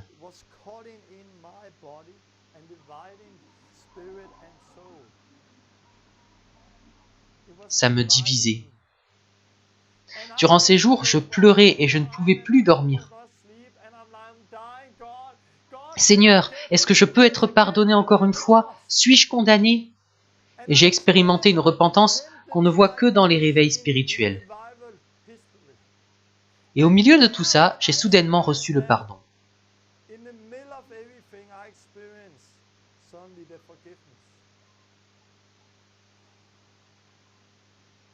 Et j'ai compris que je n'étais pas perdu. Quand j'ai compris que j'avais une seconde chance, pas pour la rejeter comme Ésaü, mais j'avais une seconde chance. J'ai changé énormément de choses dans ma vie. Avant, je péchais un peu à droite et à gauche. Je péchais volontairement. Parce que je me voyais sous la grâce. Puis j'ai compris que j'avais eu une nouvelle chance et je ne pouvais plus continuer comme ça. Je me suis détourné du passé et j'ai commencé à vivre de manière radicale. J'ai commencé une nouvelle vie. Je me suis concentré sur Jésus comme jamais. Car c'est ce qui est dit à la fin. Mettez le Christ devant vos yeux. N'abandonnez pas. J'ai compris beaucoup de choses. Et cette expérience radicale a changé ma vie. Et celle de beaucoup de gens. Ça m'a aussi sauvé plus tard quand je suis passé par une période de désert. Il y a quelques années, je voulais mourir. C'était tellement difficile, nous avons tout perdu. Mais bien sûr, je n'ai pas commencé à tenter Dieu. Je n'ai pas commencé à me plaindre de lui. Pourquoi? Parce que je crains Dieu. Je le crains. Et cette compréhension, il y a 13 ans, a sauvé ma vie et je marche encore avec Dieu aujourd'hui.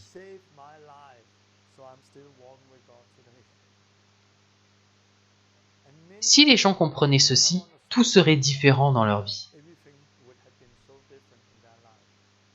Je vois tellement de gens qui, lorsque la vie ne va pas comme ils veulent, disent « Pourquoi, Seigneur ?» Ils n'ont vraiment aucune crainte de Dieu. Je veux que vous écoutiez attentivement les 10 prochaines minutes. C'est très important.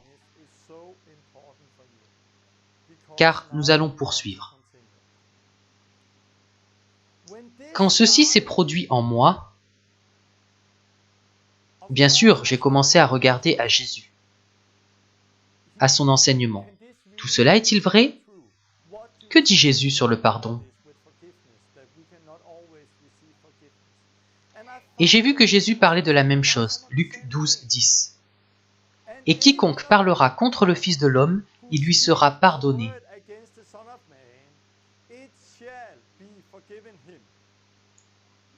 Mais à celui qui blasphémera contre le Saint-Esprit, il ne sera point pardonné.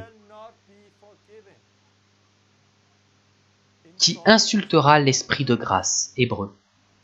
Tout péché que nous avons commis peut être pardonné en allant vers Christ.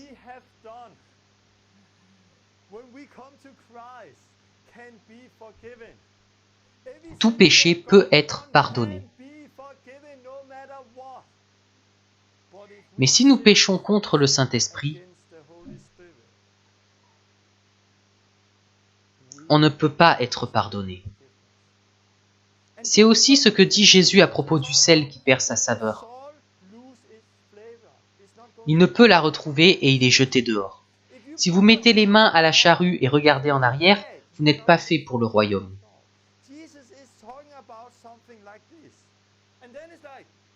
Ok, Jésus dit ceci. Mais y a-t-il d'autres choses qui disent la même chose? Oui, Judas et Pierre, dans 2 Pierre 2, 20. Si, après s'être retirés des souillures du monde, par la connaissance du Seigneur et Sauveur Jésus-Christ, ils s'y engagent de nouveau et sont vaincus,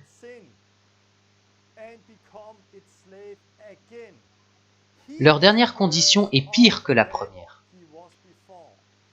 Car mieux valait pour eux n'avoir pas connu la voie de la justice que de se détourner, après l'avoir connu, du saint commandement qui leur avait été donné. Pierre aussi dit que si on revient en arrière, il est mieux de ne jamais avoir connu Christ que de le connaître et de tomber.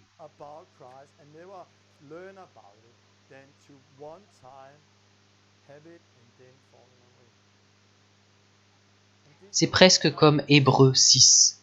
Y a-t-il un exemple de cela dans le livre des Actes?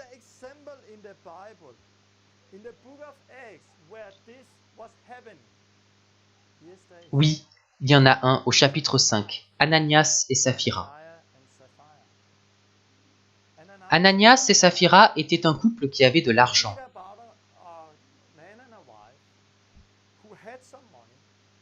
Et ils voulaient donner de l'argent à l'Église.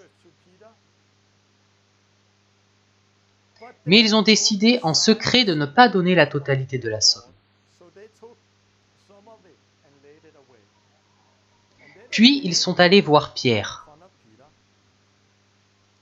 Et ils ont menti en disant que c'était tout l'argent qu'ils avaient.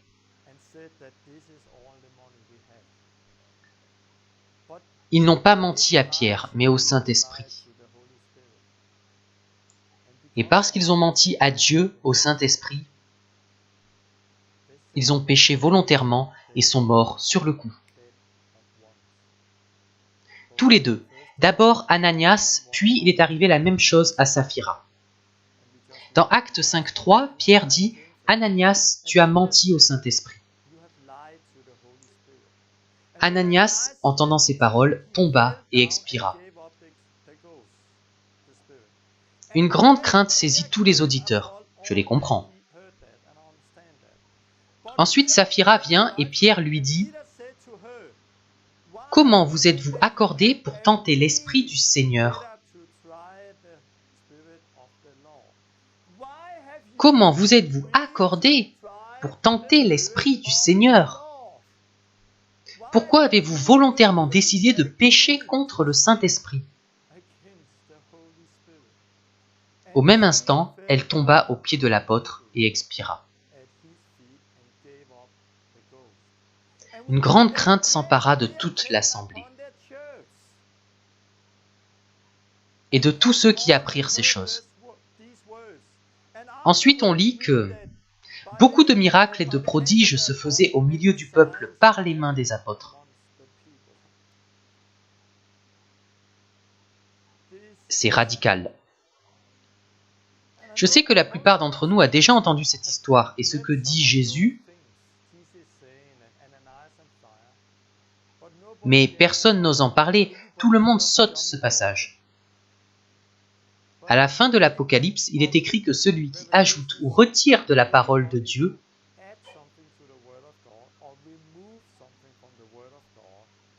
n'aura aucune part de l'arbre de vie. Nous ne devons rien retirer ou ajouter à la parole de Dieu. Mais la plupart des chrétiens vivent un christianisme de chapitres et de versets. Quand ils n'aiment pas un passage, ils le sautent, comme s'il n'existait pas.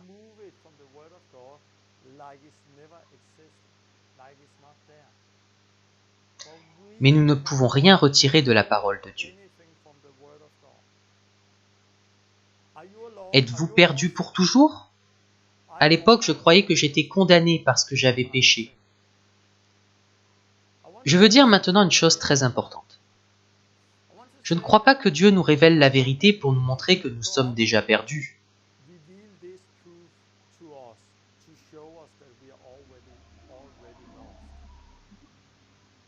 Il y a quelque chose d'important à comprendre ici. Si nous péchons volontairement après avoir reçu la connaissance de la vérité, qu'est-ce que la connaissance de la vérité ? Jésus a dit « Vous connaîtrez la vérité et la vérité vous rendra libre ». Je crois que la connaissance de la vérité, c'est plus qu'aller à l'église pour lever vos mains. Je crois aussi que ça peut être plus qu'être baptisé d'eau et parler en langue. Beaucoup de personnes dans l'église ne connaissent pas cette vérité. Pendant l'enseignement, si vous vous dites « Oh non, j'ai péché volontairement. J'ai fait ceci et cela. Je n'aurais jamais fait ces choses si j'avais su. » Alors cela montre que vous n'aviez pas reçu la connaissance de la vérité.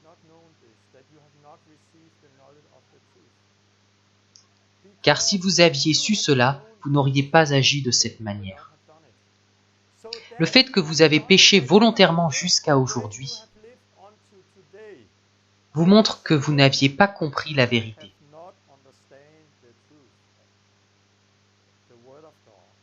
Et parce que vous avez vécu de cette manière sans comprendre la vérité, je crois que vous pouvez être pardonné. Mais qu'est-ce que le péché volontaire? Je ne sais pas, mais j'ai péché quand j'ai été tenté, et on peut dire que c'est péché volontairement. J'ai fait cela, mais j'ai reçu le pardon. Nous devons considérer cela, car il y a une différence entre être tenté, tomber dans le péché, ne pas être libre du péché, et puis pécher volontairement après avoir reçu la connaissance de la vérité. Il existe un livre appelé The Mercy ou The Grace. Je ne connais pas le titre du livre en anglais. C'est un livre sur la grâce de Dieu. Quand je l'ai lu, je me suis rendu compte que cet auteur avait très mal compris la grâce de Dieu.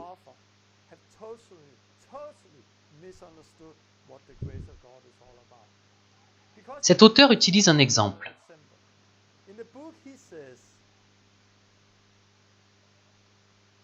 Il était avec un ami et cet ami lui dit « Je joue au tennis et j'ai rencontré une femme.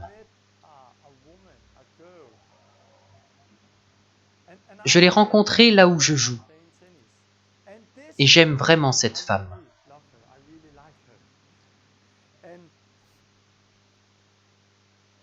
Si je choisis de divorcer de mon épouse et de vivre avec cette femme à la place, est-ce que je peux faire ça et recevoir le pardon après? Oh non, ne fais pas ça. Je sais que tu ne veux pas que je le fasse, mais d'après la parole, est-ce que je pourrais encore recevoir le pardon? Et il répondit, oui, tu auras le pardon parce que c'est la grâce de Dieu. Et cet homme-là a péché. Non, on ne peut pas pécher volontairement. On ne peut pas choisir de pécher comme il a fait.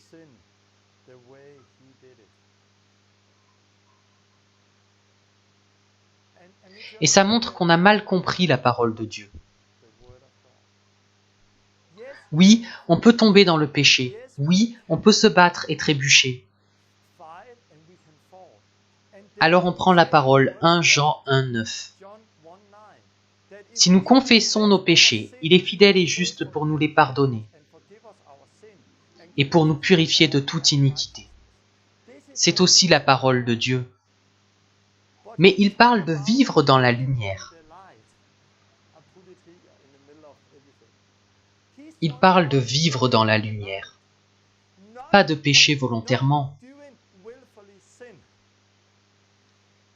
Avec la nouvelle naissance, nous avons la grâce de Dieu qui nous instruit, nous aide à vivre une vie sainte. La grâce de Dieu, c'est la grâce du Saint-Esprit. Nous avons maintenant besoin d'écouter l'Esprit de Dieu qui vit en nous. Et si on pêche contre ça, contre le Saint-Esprit,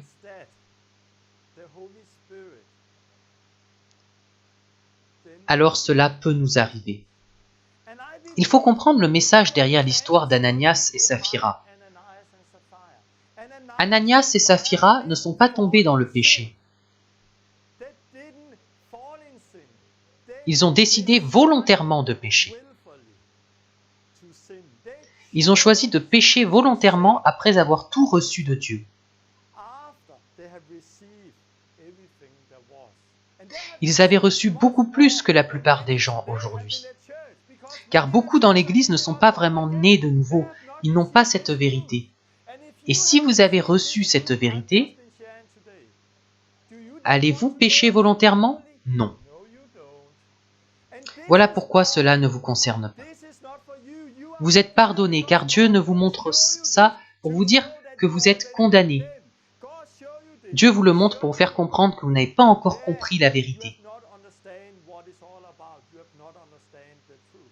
Mais une fois que vous comprenez, ça change radicalement votre vie.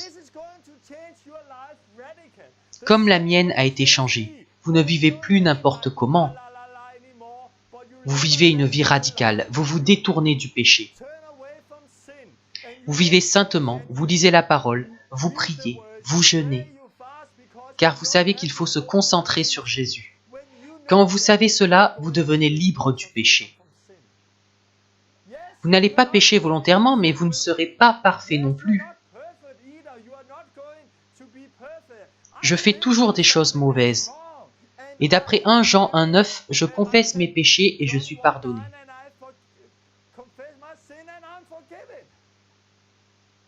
Mais il y a une différence entre faire quelque chose de mal, tout en étant repris par le Saint-Esprit,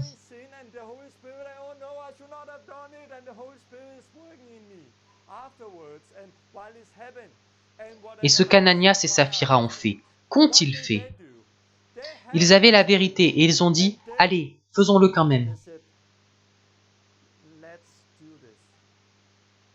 Gardons une partie de cet argent. » Et je pense qu'à ce moment, le Saint-Esprit a dit « Ne le faites pas !» Ils ont dû sentir le Saint-Esprit travailler en eux, peut-être comme vous maintenant.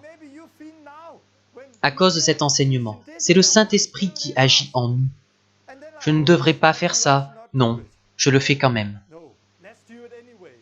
Le Saint-Esprit a dit non. Ils ont décidé de le faire et ils y sont allés. Et je crois que le Saint-Esprit disait ne le faites pas. Si vous le faites, vous êtes condamnés. Ne le faites pas. Mais ils ont décidé de faire ce qu'ils voulaient. Quand Ananias a rencontré Pierre,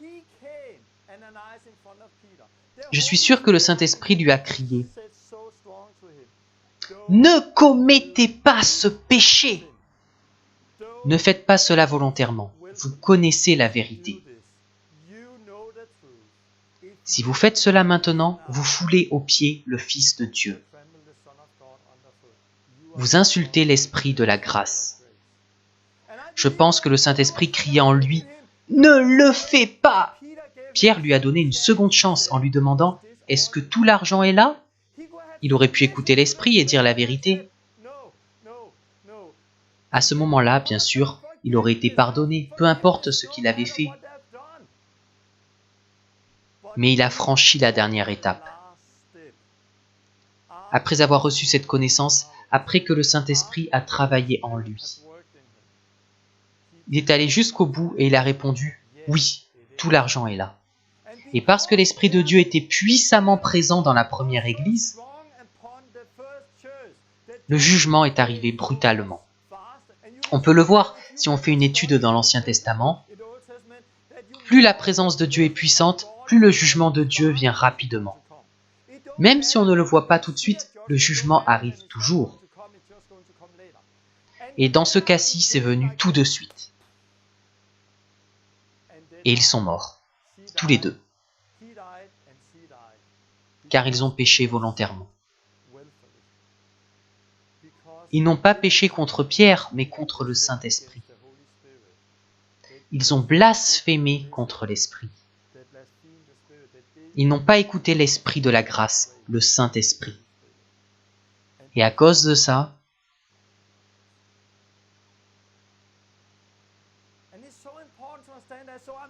je ne parle pas de ce genre de choses.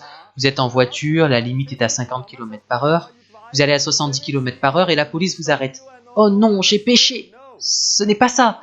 Nous sommes tous des disciples, nous sommes en train d'apprendre. Au début, je commettais plus de péchés qu'aujourd'hui. Il s'agit de marcher par l'Esprit, d'écouter l'Esprit. Et l'Esprit qui est en nous. Mais nous avons besoin d'avoir cette crainte en nous pour écouter l'Esprit. Et ce passage, si vous continuez à pécher volontairement, peut être aussi traduit de cette façon. Ananias a péché une fois, peut-être que pour vous ça peut être plusieurs fois, je ne sais pas. Mais ne tentez pas Dieu, ne le défiez pas. Ne cherchez pas à voir jusqu'où vous pouvez aller dans le péché et revenir pour avoir le pardon. Ne jouez pas avec Dieu.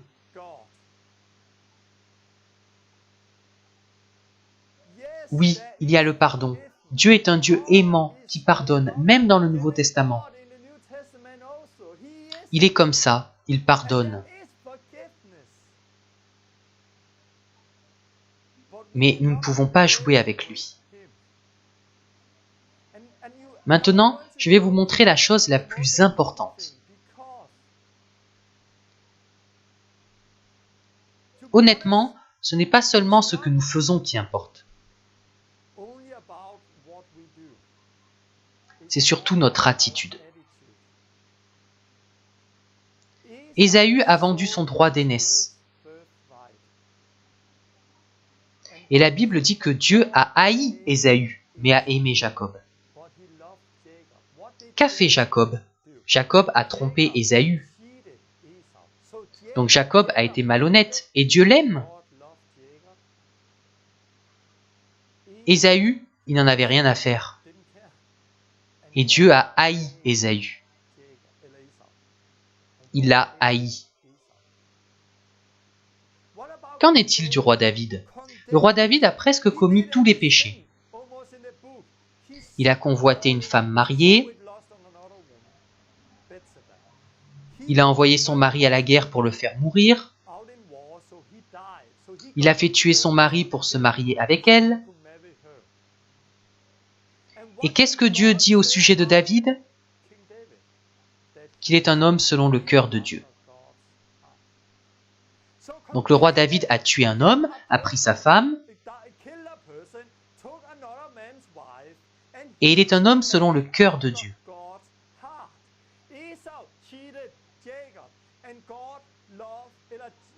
Jacob a trompé Ésaü, mais Dieu a aimé Jacob et a haï Ésaü. Ananias et Saphira n'ont tué personne. Ils n'ont pas pris la femme d'un autre. Ils ont juste menti. Et ils sont morts soudainement. Bien sûr, c'est le Nouveau Testament, mais je pense que c'est aussi fort. Car ce qui importe, c'est notre attitude.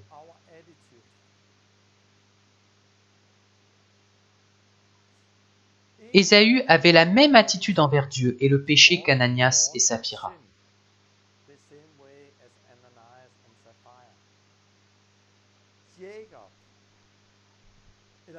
Le roi David, quand il a vu qu'il avait péché,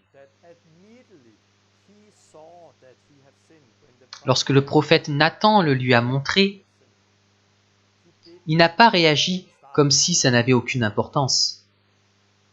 Il a craint Dieu et il est tombé à genoux. Oh, j'ai péché contre Dieu. Il a été vraiment très prompt à se repentir. Et parce qu'il s'est repenti si rapidement, il a reçu le pardon. Il n'était pas comme les autres qui n'en avaient rien à faire. Regardons ce que dit le psaume 103. Autant les cieux sont élevés au-dessus de la terre, autant sa bonté est grande pour ceux qui le craignent.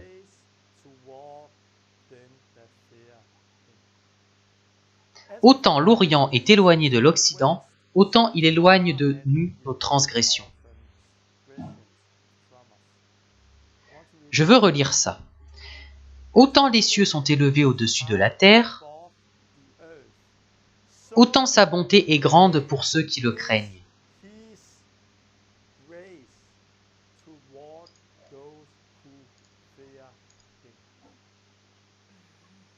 C'est notre attitude qui importe.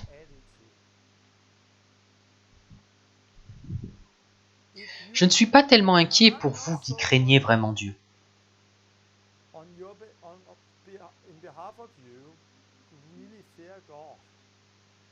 Peut-être que vous bataillez encore avec le péché et je crois que cet enseignement peut vous aider. Ça l'a fait pour moi. Je ne suis pas très inquiet pour vous qui voulez faire le bien et qui vous battez. Non, je pense plutôt aux personnes qui n'en ont rien à faire. Et s'ils n'en ont rien à faire, c'est parce qu'ils n'ont pas compris cette vérité. De nos jours, on en voit beaucoup dans l'Église qui s'éloignent et qui reviennent. Ils reviennent et vivent de manière très radicale. Alors on se dit qu'il est possible de s'éloigner de Dieu et de revenir, mais la Bible ne dit pas ça. Je crois que la raison pour laquelle ils se sont éloignés en premier lieu est qu'ils n'avaient pas appris cette vérité, ils n'ont pas été éclairés dès le départ. Ils n'avaient pas compris, car si c'était le cas, ils ne se seraient jamais éloignés.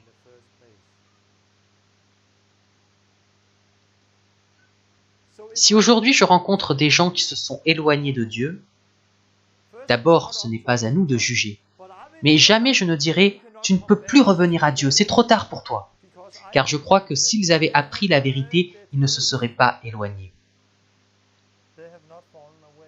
Donc je crois qu'ils peuvent être pardonnés. Non pas pour revenir, mais pour vraiment se convertir. Combien de personnes dans les églises connaissent cette vérité? Très peu, car nous vivons de chapitres et de versets. Beaucoup de gens sont dans l'erreur. Nous avons besoin de revenir en arrière et de comprendre ce que la parole dit vraiment. Et c'est radical. Nous ne pouvons pas jouer avec la grâce de Dieu. Mais quand nous craignons Dieu, il est compatissant. Il est compatissant envers nous et je peux l'attester. Cela fait maintenant 13 ans que Dieu m'a révélé ça. Ça a changé ma vie de manière si radicale que je ne joue plus avec le péché. Non, je vis à la lumière. Je prends soin de mon corps, je le discipline. Je prie et je jeûne. Nous ne devons pas vivre dans une fausse crainte. Au début, je me suis dit que j'allais me cloîtrer dans un monastère. Je n'osais plus regarder personne, de peur de pécher contre le Saint-Esprit. Mais non, ce n'est pas comme ça. Dieu est fidèle. Ça dit, si on pêche volontairement, si on choisit, si on décide. Et ça peut aussi être continuer de décider. Donc ce n'est pas seulement une fois, mais si on continue, vous n'allez pas vous réveiller un matin et perdre le Saint-Esprit, non. Si vous avez appris la vérité et vivez avec Dieu, vous ne péchez pas volontairement. Sans que le Saint-Esprit travaille en vous, car Dieu ne veut pas que vous soyez perdus. Donc le Saint-Esprit travaille en vous encore et encore. Quand j'ai péché volontairement en couchant avec ma petite amie après ma conversion, je me suis repenti et j'ai été pardonné. J'ai vraiment reçu le pardon. J'avais vraiment senti le Saint-Esprit dire « Non, non, ne le fais pas ».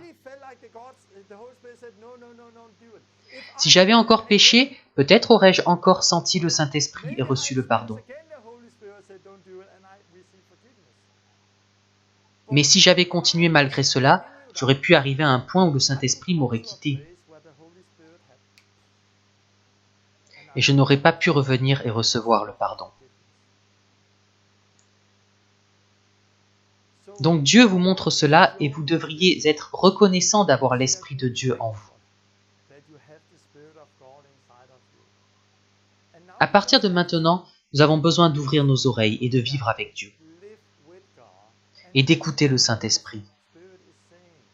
Prenez Hébreux comme un avertissement. Car nous devrions persévérer sérieusement dans la foi. Et regarder à Jésus comme étant celui qui a persévéré. Et regardons les personnes dans Luc 11 qui ont marché avant nous. Regardez-les, regardez Jésus et persévérez dans la foi. Si vous le faites, vous allez persévérer jusqu'à la fin. Et un jour, vous serez devant Dieu comme un bon et fidèle serviteur. Et tout ira bien. Nous savons que nous sommes en chemin à cause du Saint-Esprit en nous. Je sais que cet enseignement est radical et j'espère que vous le comprenez de la bonne façon. De sorte qu'il ne crée pas une mauvaise crainte en vous. Donc écoutez bien les dernières choses que je vais dire. Recherchez Dieu, lisez l'épître aux Hébreux avec vos propres yeux. Lisez l'ensemble des 13 chapitres. Demandez au Saint-Esprit qu'il vous montre la vérité. Si vous avez des questions, vous pouvez me les envoyer. Et la prochaine fois, je parlerai de vivre dans la grâce, le nouveau standard. Et je répondrai à certaines questions. Vous pouvez aussi acheter le livre Sound Doctrine, la Sainte Doctrine sur Amazon. On y trouve plus d'enseignements et de réponses aux questions que j'ai abordées aujourd'hui. J'espère que ça vous aidera. Partageons cet enseignement radical. Car ce ne sont pas mes paroles, mais c'est la parole de Dieu. Que les gens comprennent ce que c'est que vivre avec Jésus-Christ. Que Jésus est le même hier, aujourd'hui et pour toujours. Oui, Dieu est un feu dévorant, mais il est aussi miséricordieux. Il est vraiment miséricordieux envers ceux qui le craignent. De sorte que nous puissions être ses enfants et recevoir le pardon. Marchez dans la lumière et quand vous péchez, confessez votre péché et il vous pardonne. Dieu vous bénisse.